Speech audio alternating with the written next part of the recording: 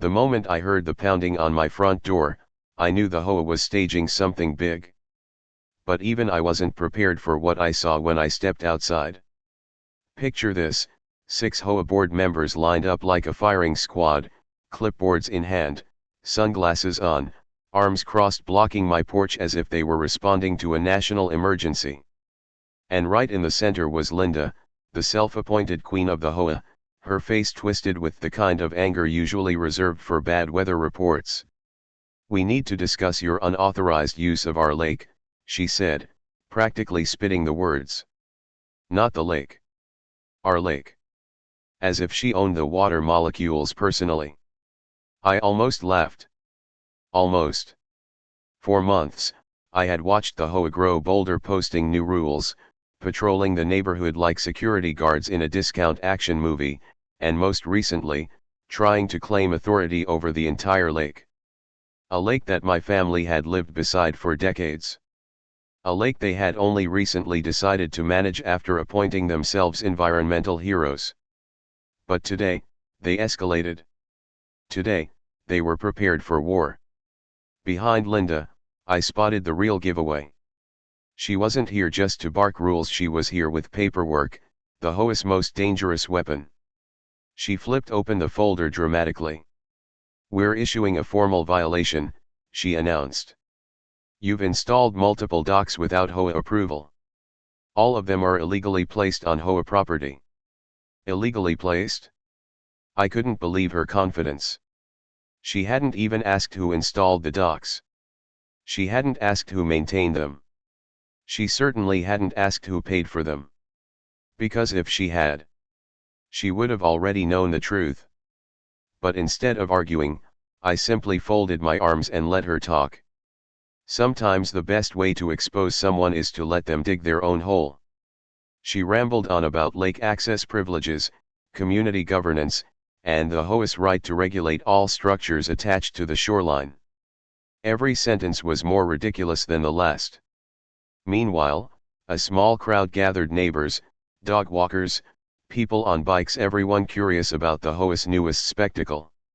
The rumor mill was about to explode. Finally, Linda leaned in.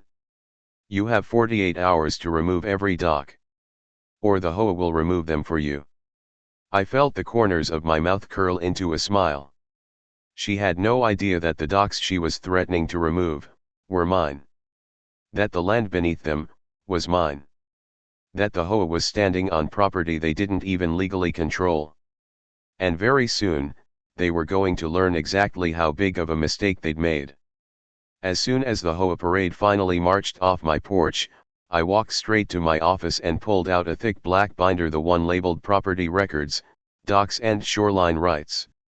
It wasn't flashy, but inside it was the kind of legal dynamite that could level an entire HOA power trip.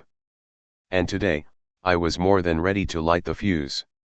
A long time ago, long before the HOA even existed, my grandparents purchased not just our lakeside property, but a series of water rights, easements, and shoreline parcels that wrapped around nearly a quarter of the lake.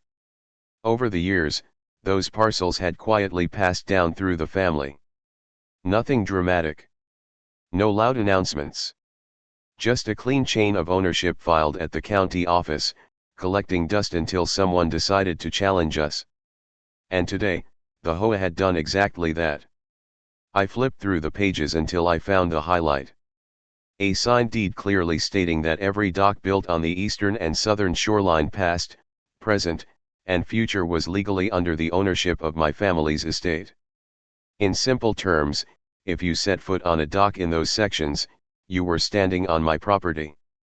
The HOA, despite all their puffed-up confidence, didn't own a single plank. I knew Linda would never believe a word unless I spelled it out in a way that even she couldn't twist. So I marched down to the lake with the binder in hand. The afternoon sky reflected off the water, calm and glassy, a perfect contrast to the storm that was brewing. Sure enough, there they were, Linda and 2 board members patrolling the shoreline like inspectors in a crime drama. They were examining one of my docks, pointing and whispering as if planning a raid. Perfect timing. I stepped onto the dock, letting the wood thud under my shoes. All three HOA members spun around. "You're already violating procedure," Linda snapped. "This doc will be removed first." I opened my binder, slowly, deliberately, just for dramatic effect. "Before you embarrass yourselves any further," I said, "maybe you should take a look at something." She tried to ignore the binder. She really did. But curiosity is powerful, especially when someone's ego is on the line. So she snatched the top document from my hand. Her eyes schemed it. Then froze. Her pupils widened. Her posture stiffened. And for the first time since I'd known her, Linda had no script, no rule, no threat ready to fire back. This can't be right," she whispered. But it was. And she was only reading the first page. The real shock was still coming. Linda stood frozen on the dock, clutching the document as if it were written in another language. Behind her, the two board members leaned in, trying to read over her shoulder. The wind off the lake rustled the edges of the pages, but none of them dared move. For the first time, they realized they might have stepped into a fight they couldn't win. "This deed is decades old," Linda muttered, her voice trembling just enough for me to notice. "These parcels, these easements, they say your family owns. Every dock you've been threatening to remove, I finished for her. And the land beneath part of the shoreline you claim is HOA property." One of the board members, a wiry guy named Phil, snorted nervously. "This could be forged," he said, trying to save face. But even he didn't sound convinced. "Then by all means," I replied, "let's head to the county office. I already have certified copies. All stamped. All verified. All public record." That shut him up instantly. Linda flipped to the next set of documents: plats, water rights, shoreline surveys, and a beautifully detailed map with a highlighted section showing exactly how much of the lake's edge belonged to me. And it wasn't small. She looked like someone who'd just watched her castle crumble into sand. But what really twisted the knife wasn't the deed itself, it was the realization of what they'd done. Over the past few months, the HOA had posted new rules, assigned fines, and even sent threatening emails to residents using my docs. They had asserted authority over land they didn't own. They had entered property that wasn't theirs.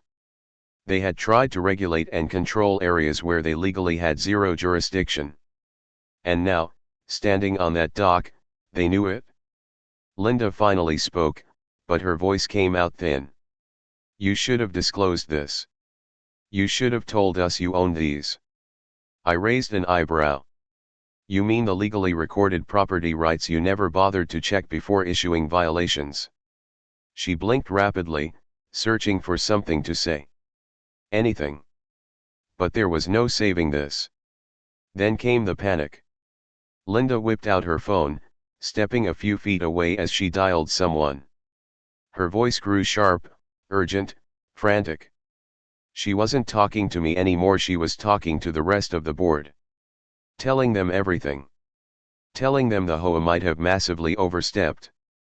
Meanwhile, residents began gathering around us, drawn by the tension. A few of them already knew the truth, they had heard rumors. And the smirks on their faces told me they couldn't wait to see how this played out. Linda hung up the phone. She swallowed hard. "We need to schedule an emergency board meeting." "Oh, good," I said. "I've been waiting for this." Because I wasn't done yet. 2 days later, I walked into the HOA's emergency meeting carrying the same black binder that had turned Linda pale on the dock. The room was packed: residents, board members, and even a few people who obviously weren't supposed to be there but didn't want to miss the drama. The air buzzed with anticipation, the kind that settles in right before a fireworks show. Linda sat at the head of the long conference table, shoulders tight, lips pressed into a thin line. She looked like someone who had spent the last 48 hours fighting a losing battle with paperwork and panic. Beside her, the rest of the board fidgeted nervously. "Let's begin," Linda croaked, tapping her papers into a neat stack. We're here to address claims regarding lake ownership and dock placement. Claims. Queued. Actually, I said, stepping forward, we're here because your board has been issuing violations on property the HOA does not own. So let's clear this up right now. I opened the binder and laid out certified copies of every deed, plat, easement, and rights document. One after another, the pages formed a long, undeniable chain of proof. The board members leaned in, whispering, pointing, double-checking. Each new page seemed to drain another few shades of color from their faces. One resident stood in the back and shouted, "So all those fines you issued were illegal?" A murmur swept the room. Linda tried to regain control. "We made decisions based on the information available." "The information you never bothered to check," I cut in. "You threatened to remove private structures. You trespassed on privately owned property.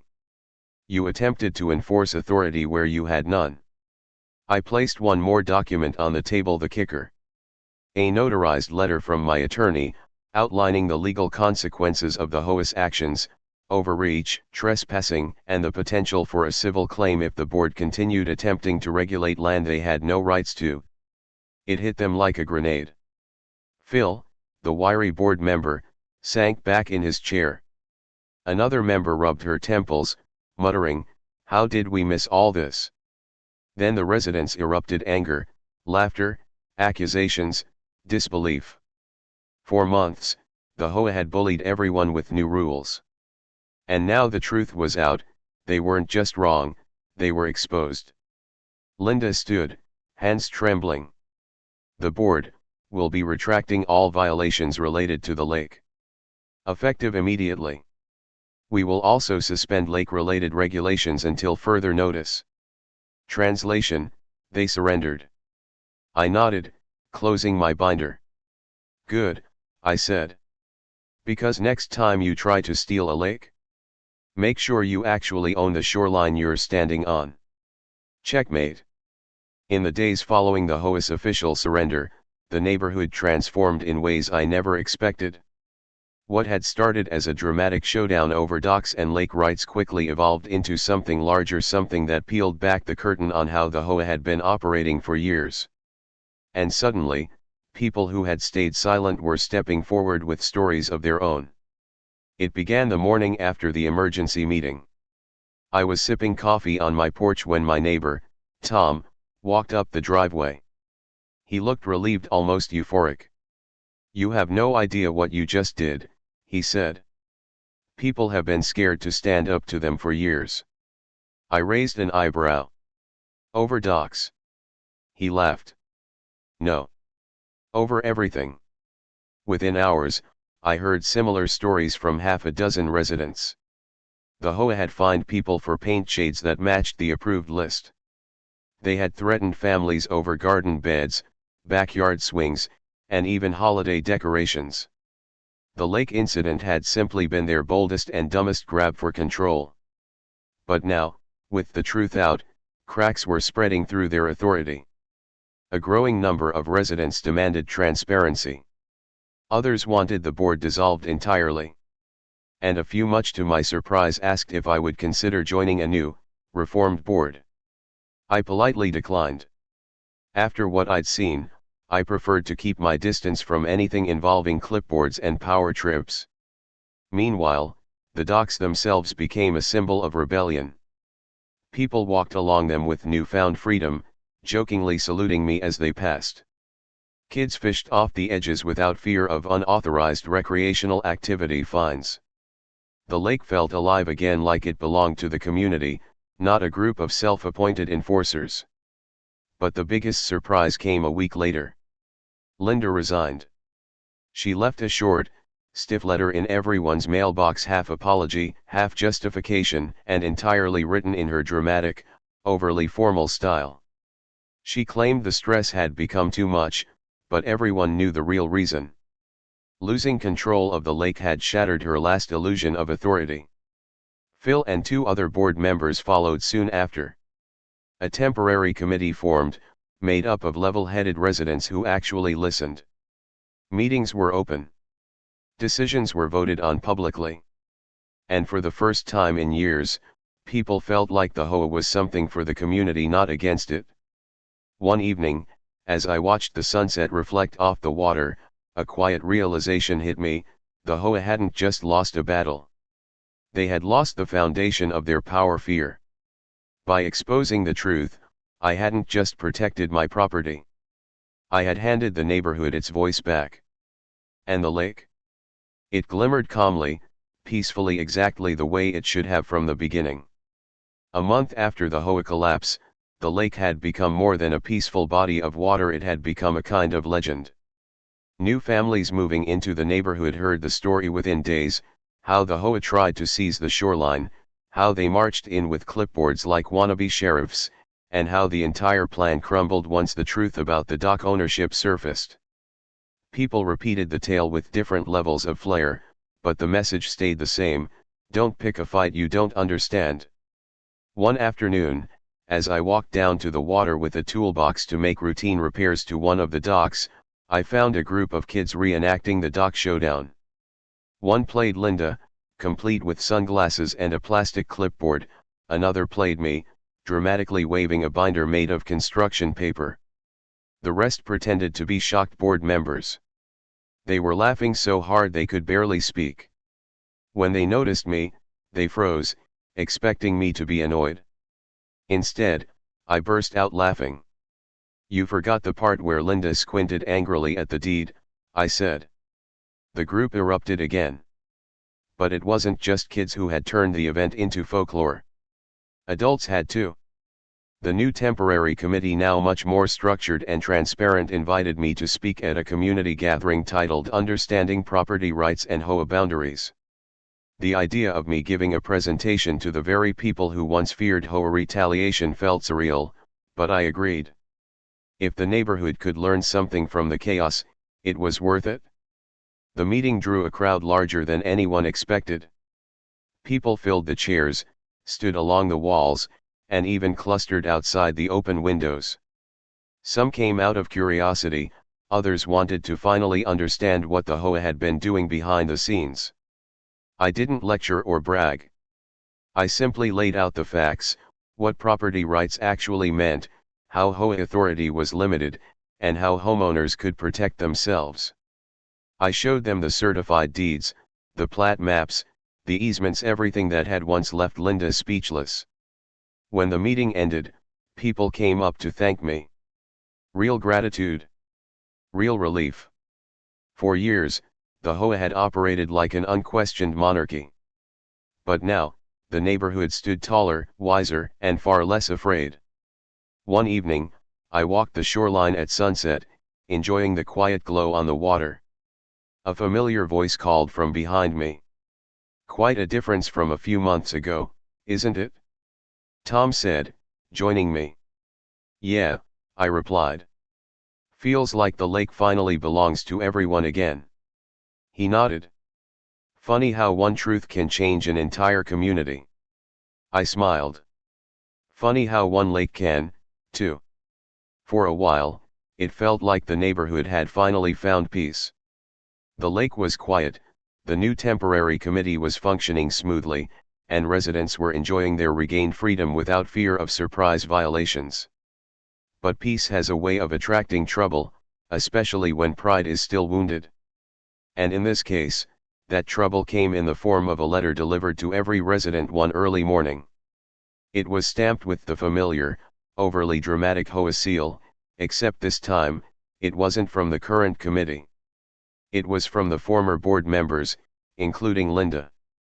The letter claimed that they were forming a restoration group to rebuild proper leadership and correct misinformation spreading throughout the community. In simpler words, they wanted their power back. And they were trying to rewrite history to make themselves look like the victims. Tom rushed over to my house, waving the letter like a flag. "They're not giving up," he said. "They're actually trying to come back." I read the letter twice, once for content, and the second time just to admire how much denial a single human could pack into 5 paragraphs. According to them, the dock ownership issue was misunderstood, their actions were misinterpreted, and the entire lake dispute had been blown out of proportion. Right. And ducks don't swim. The neighborhood wasn't buying it. People gathered outside in small groups, reading the letter aloud, shaking their heads, some laughing, others getting angry all over again. But the louder the frustration grew, the more I realized something important. The former board was pushing a narrative because they believed silence would help them. I wasn't going to let silence help anyone.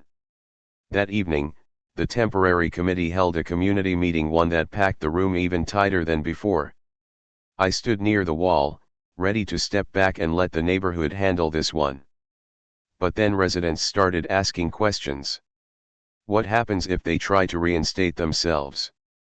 Can they legally start a group like this? Can they challenge the new committee? I finally stepped forward. They can form a group, I said, but they can't regain control without elections.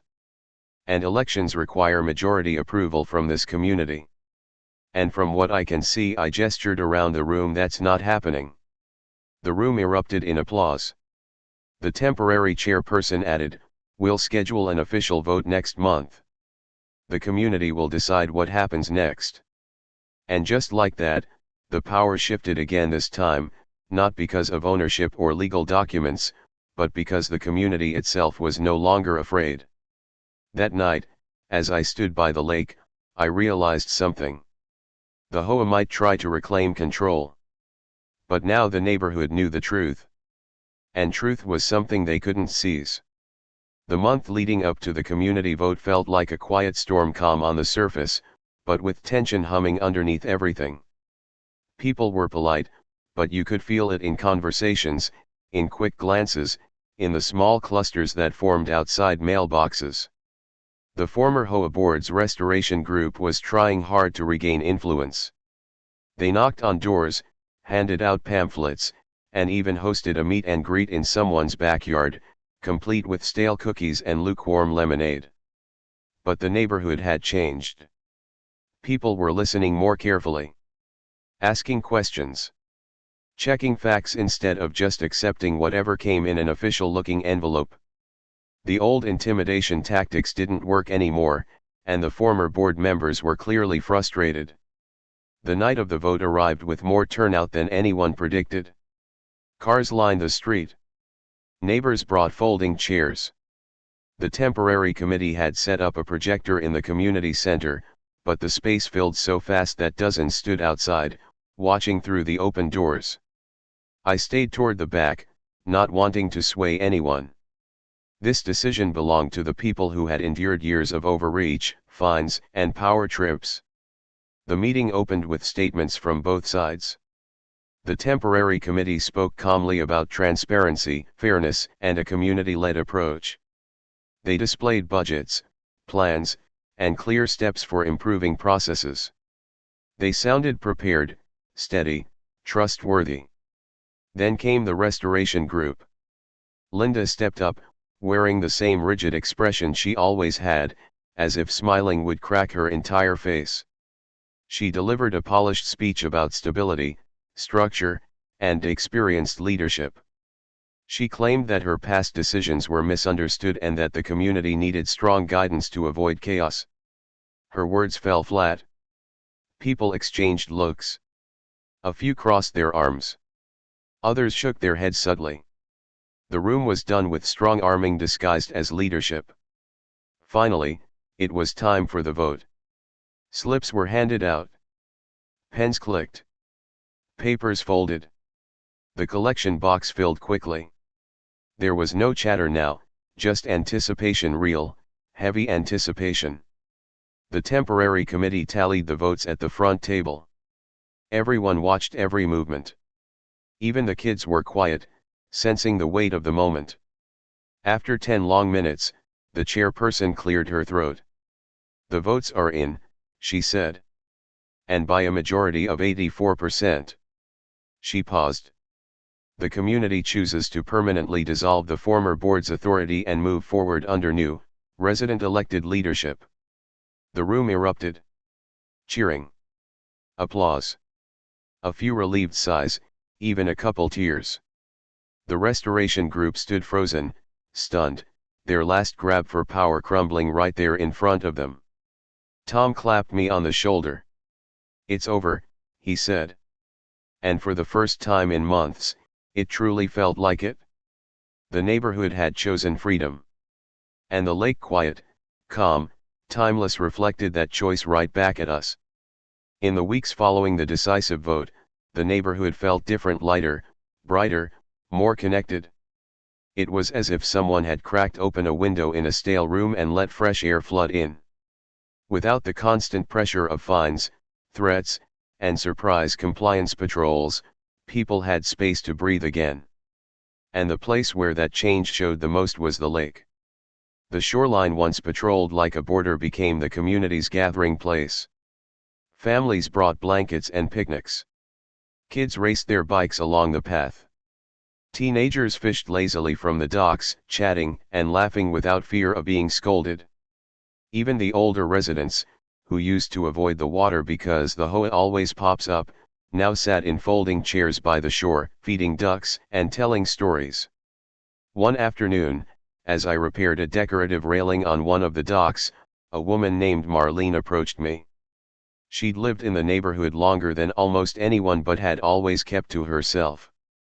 "You know," she said softly, "I used to avoid this lake. Too many memories of being told what I couldn't do. Now," she gestured to the water, "now it feels like it belongs to all of us again." I smiled. "It always did." She chuckled. "Maybe so. But sometimes people need to be reminded." As the days passed, I noticed something else: people were volunteering. Without being asked. Without being forced. Residents organized trash cleanups, planted flowers near the walking path, and even built a small community board near the edge of the parking lot where people could post events, ideas, and announcements. No fines. No threats. Just neighbors taking care of neighbors. The temporary committee held open meetings, and people actually attended because they trusted the process now. They asked questions, offered suggestions, even debated respectfully. It was strange at first, seeing a group that once avoided all HOA interactions suddenly eager to participate. But it made sense. When leadership listens, people speak. Then one sunset evening, as I was locking up my shed, Tom called out from across the yard. "Big news," he shouted. "The new committee wants to talk to you." "For what?" I asked. "They want to formally designate the docks as a protected community partnership property, still legally yours, but recognized as a shared access enhancement. Just a symbolic gesture. Kind of like, honoring what you did." I paused, surprised. I never wanted credit. I never wanted a title. But a gesture of unity, of partnership instead of control, that meant something. "Tell them I'll be there," I said. That night, I walked down to the lake. The water glowed gold under the fading light, calm and open. A lake reborn. A community renewed. And for the first time in years, a future that felt truly ours.